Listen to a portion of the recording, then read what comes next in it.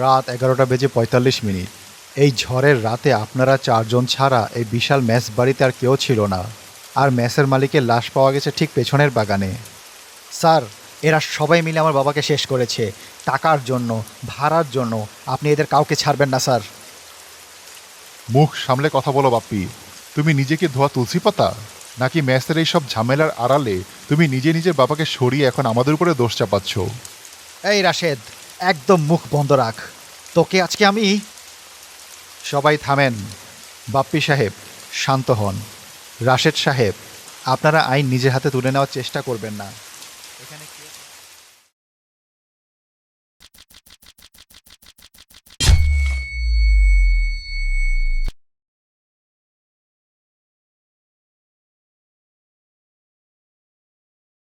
কি খবর doctor Asad?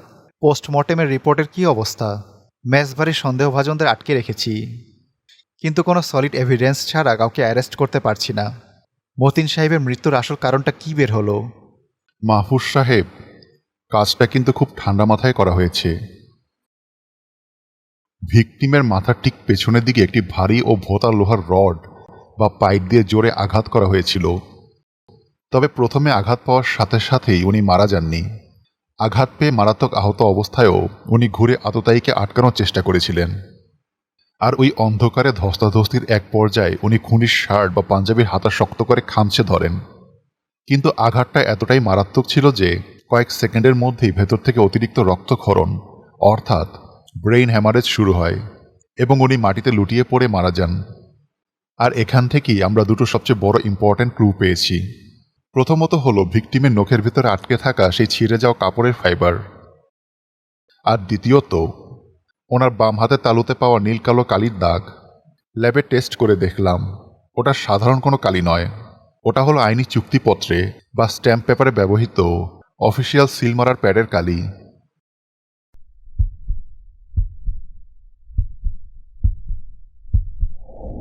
Sir, আল্লাহর কসম, আমি খুন করিনি।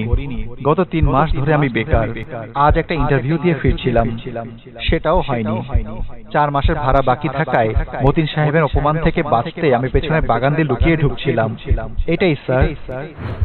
স্যার, ঝগড়া হয়েছিল সত্যি। মতিন ভাই চড়া সুদের জন্য আমার ফ্যামিলির উপরে জুলুম করছিল, কিন্তু আমি ওনাকে মারিনি। এই অস্ত্রটা আমি জাস্ট সেলফ ডিফেন্সের জন্য রেখেছিলাম। আমি তো বাগানে গিয়েছিলাম ওনাকে খুঁজতে, তখন আরিফের সাথে আমার সেখানে দেখা হয়। তারপর যখন আমি আরিফকে নিয়ে মেস বাড়িতে ঢুকি, তখন দেখি সাজিদ ওনার ঘর থেকে লুকিয়ে বের হচ্ছিল। ওকেই জিজ্ঞাসা করুন না স্যার। স্যার, আমি একজন সাধারণ মানুষ। মতিন ভাই বাইরে যাওয়ার সময় দরজাটা খোলা রেখে গিয়েছিলেন। আমি জাস্ট চোর ডাকাতের ভয়ে ওনার টেবিল ল্যাম্পটা বন্ধ করে লক করতে গিয়েছিলাম। রাশেদ ভাই নিজেকে বাঁচাতে আমাকে ফাঁসাচ্ছেন স্যার। আমি ওনার আলমারি বা দলিলের কিচ্ছু জানি না। স্যার, এরা সবাই মিলে আমার বাবাকে শেষ করেছে। টাকার জন্য, ভাড়ার জন্য। আপনি এদের কাউকে ছাড়বেন না স্যার। মুখ সামলে কথা বলো বাপ্পি। তুমি নিজেকে ধোয়া তুলসী পাতা, নাকি ম্যাচের এই সব ঝামেলার আড়ালে তুমি নিজে নিজের বাবাকে সরিয়ে এখন আমাদের উপরে দোষ চাপাচ্ছ? তুমি তার একমাত্র ছেলে। উনি মারা যাওয়ার পর ওনার সব বিষয় সম্পত্তি তুমিই পাবে, আর আমরাই বা ওনাকে মারতে যাব কেন? এই রাশেদ, একদম মুখ বন্ধ রাখ। তোকে আজকে আমি... এই নিন মাহফুজ সাহেব, অফিসিয়াল রিপোর্ট। এই ফাইবারের সূক্ষ্ম রং আর স্ট্যাম্পের হিসাবটা মেলাতে পারলেই খুনি আপনার হাতের মুঠোয়।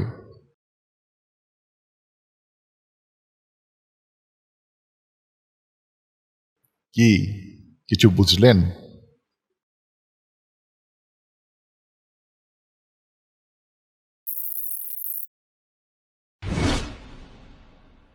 ধন্যবাদ ডাক্তার, আমি আসি। আরে আরে, কি হলো? কনস্টেবল রফিক, শুনতে পাচ্ছ? ইমিডিয়েটলি পুরো টিম রেডি করো। ব্যাকআপ ফোর্সকে অ্যালার্ট করো। আমাদের এখনই এই মুহূর্তে মেস বাড়িতে পৌঁছাতে হবে। আসল অপরাধী আমাদের চোখে ফাঁকি দেওয়ার জন্য খুব চমৎকার চাল চেলেছে, কিন্তু সে একটা মস্ত বড় ভুল করে গেছে। আর এক মুহূর্তও দেরি করা যাবে না। Move move move.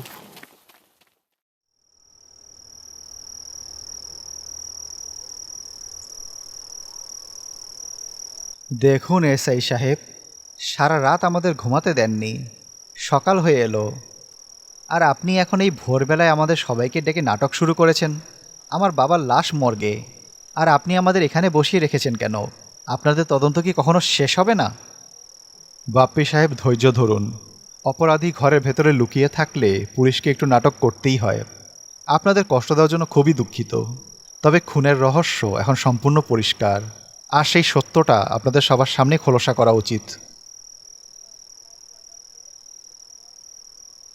প্রথমেই আসি আরিফ সাহেবের কথায়। পেছনের দরজা দিয়ে ঢোকা, 4 মাসের ভাড়া বাকি থাকা এবং তাকে লাশের পাশে রক্ত মাখা হাতে পাওয়া, সব ক্লুই ওনার দিকেই ইশারা করছিল। কিন্তু ফরেনসিক রিপোর্ট বলছে মতিন সাহেবের মাথায় যখন পেছন থেকে আঘাত করা হয় তখন তিনি ঘুরে আততায়ীকে খামচে ধরেছিলেন। ভিকটিমের নখে যে কাপড়ের ফাইবার পাওয়া গেছে তা কোনো দামি হুডি বা জ্যাকেটের নয়, বরং একটি সাধারণ সুতি কাপড়ের পাঞ্জাবি, ফতুয়ার অংশ। আর সেদিন আরিফ সাহেব পরেছিলেন একটা শার্ট। আর সেই সুতি কাপড়ের পাঞ্জাবিটা পরে আছেন আমাদের সাজিদ সাহেব, যিনি সেদিন রাতের বেলা মতিন সাহেবের অন্ধকার ঘর থেকে চোরের মতো বের হচ্ছিলেন।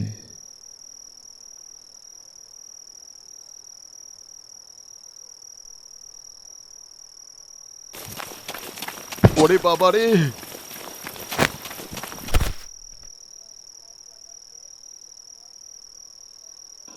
ওহ, আমার সাধের কোমরটা গেল রে।